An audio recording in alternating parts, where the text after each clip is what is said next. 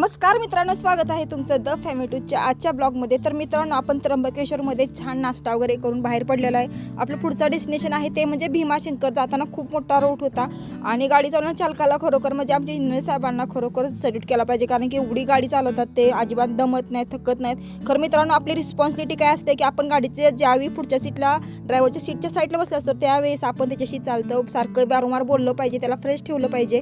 त्यामुळे त्या गाडी चालवणाऱ्याला झोप नाही आली पाहिजे मित्रांनो। जसं की आमच्या इंजिनियर साहेबांना तेव्हा मी जाताना खूप मज्जा मस्ती दंगा करत करत गेलो, गाणी वगैरे लावून खूप भारी वाटलं, खूप भारी प्रवास झाला मित्रांनो। तर आपली जी ही शिवशक्ती यात्रा मित्रांनो सुरू आहे त्यामध्ये आम्हाला खरोखर सांगा खूप भारी अनुभव आले। जिथं जिथं जाईल तिथं बाहेरच्या लोकांनी आम्हाला खूप छान सपोर्ट केला, खूप भारी वाटलं। त्यामुळे मला असं वाटतं की मित्रांनो तुम्ही सुद्धा तुमच्या फॅमिलीसोबत एकदा तरी शिवशक्ती यात्रा मित्रांनो नक्की करा, तुम्हाला सुद्धा भारी भारी अनुभव येतील मित्रांनो।